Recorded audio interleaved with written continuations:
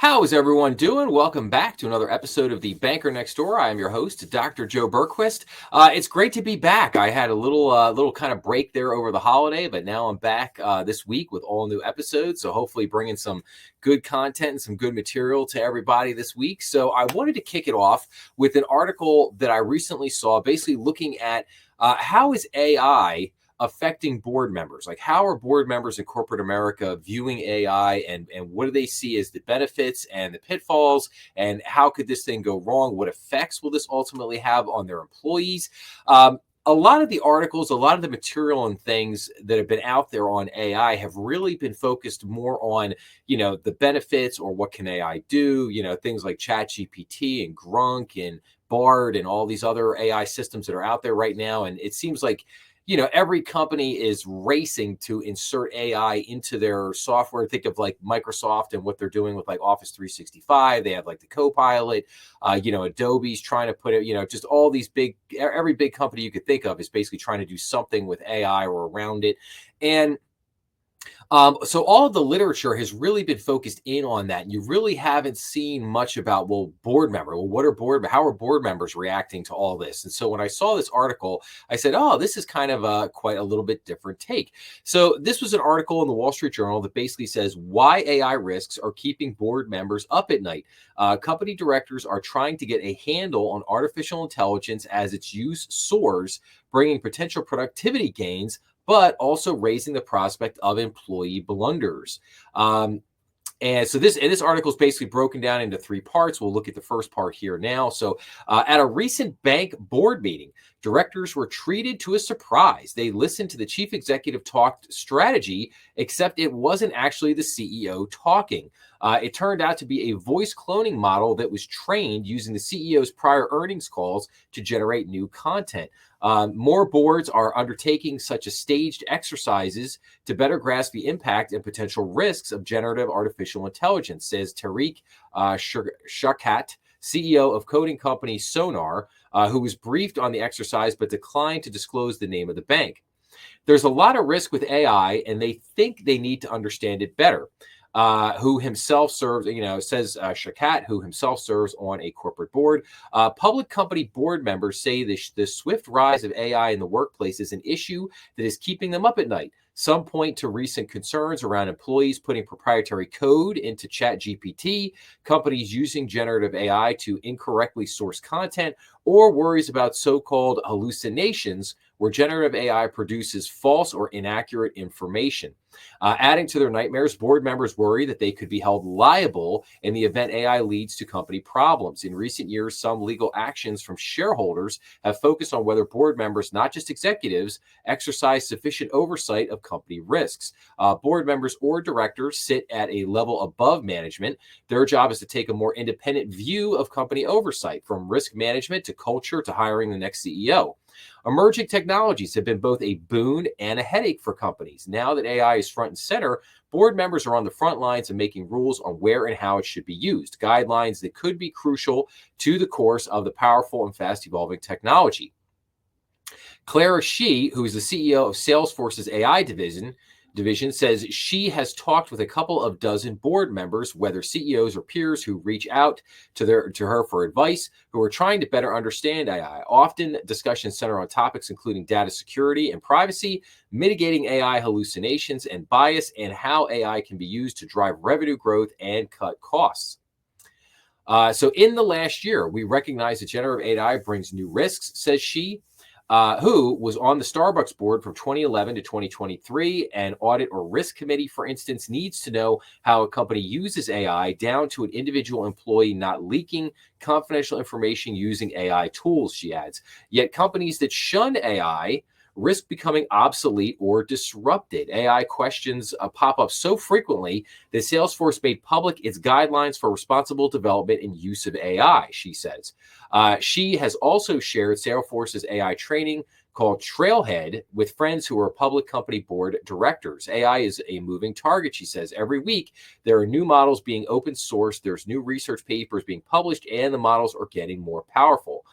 So AI's rapid rise has many boards racing to catch up. In 2023, 95% of directors said they believed the increased adoption of AI tools would affect their businesses, while 28% said it wasn't yet discussed regularly, according to a survey of 328 public company board members by the National Association of Corporate Directors, the largest trade group for board members. That is changing as more board members say they are educating themselves on how generative AI can affect the company's profit, potentially boosting productivity, but also bringing risks that will be difficult to assess. Then the article goes on to say then the next section of this is basically called a seismic shift. This isn't the first time that a disruptive technology is making waves in the boardroom. Board members and advisors point to the early days of the internet. Cloud computing and cybersecurity is key technology inflection points, but AI could have an even broader effect. And then it goes on to basically say, learning the ropes, more board members are seeking help as they try to catch up. Janet Wong, a board member at companies including electric vehicle maker Lucid Motors, says AI governance has been a key discussion point among directors at training sessions led by business schools for directors this summer. Harvard's business school program in July included a case study on how an online education company uses generative AI in reshaping its products. At the annual Stanford Directors College in June, she says directors talked about managing risks of AI, such as the possibility of recreating the voice of a CEO to make requests. At this early stage, simply making boards aware of how the technology can be used is a big focus. So, and then that basically, and then it just finishes by saying, AI is exceedingly complex, putting stressors on generalist boards and their reticence to demand explanations from management. So again, just a very interesting article. As the article states at the beginning, it is the job. It is the job of the board, again, right here at the beginning, their job is to take a more independent view of company oversight, from risk management to culture to hiring the next CEO. And basically these emerging technologies have been both a boon and a headache for these companies. So this just raises a number of questions. How should board members look at this from a risk perspective? How should they look at this from a liability perspective? There's so many different scenarios to consider. What happens if you insert this into your product and then it has hallucinations and then it causes that product to go haywire? Does that cause major damage with your customers? Does it create a scenario where you have a crisis of confidence in your company and your company's products?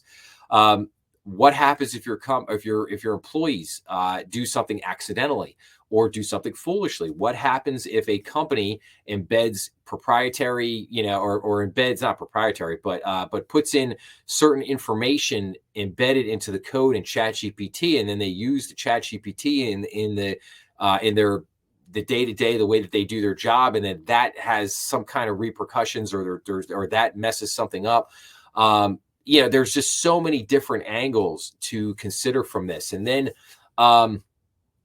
then I think you really have to look at, what is the real, in other words, what are company executives really interested? They're interested in increasing revenue, and they're interested in shaving and that saving money, basically becoming more efficient, managing their efficiency numbers for the company. And I think that's been the one takeaway from AI right now, is that AI has not really demonstrated yet the revenue aspect of it. I think it's demonstrated the efficiencies. I think it could in certain respects, depending on your business, what you do, how you do it. I think there are absolutely a lot of efficiencies that it can create there.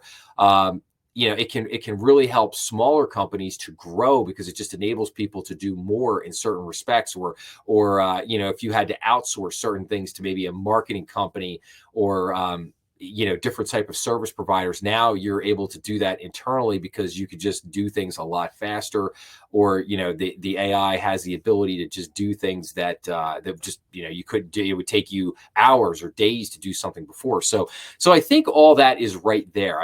But I don't think that there's any doubt that that there are a lot of complexities to this that are going to continue to keep boards up at night, and how boards ultimately adapt to this is going to mean everything. I mean, there's a lot at stake here, because if for companies that fail to adapt, or at least fail to really take a hard look at this and consider, well, what can this do for our company? those are the companies that could suffer in the future because they just fall, too far behind the curve. You don't. There's this thing in tech called first mover advantage, right? You don't necessarily need to be the first mover in an industry. Sometimes it depends on what industry you're in and what you're doing. But if you're a big tech company, maybe you do. But if you're not, if you're not in that, like, again, like if you're say you're in the banking business and you're a bank, right? Well, you don't need to be a first mover, but you do need to be a fast follower, And so I think this, like I said, I think this was a great article. I think it brought up some really good points. It's going to make a lot of things that we're going to continue to follow into the future. None of these things, unfortunately, are going to be answered in the next, 6 months or the next year. But we will have some more information in the next 5 to 10 years as we go forward. A lot of these questions will be answered in due time, as it were. So, but anyway, that's all I got for everybody today. If you like this episode, please make sure to like, share, and subscribe, as that always helps the channel. Remember, we are on YouTube, Rumble, and all major podcast platforms. Please be sure to leave your comments down below, as I always love getting back to everybody. Make sure to check out some of the other content on the channel, and I will be back again tomorrow with another episode. Take care, everybody.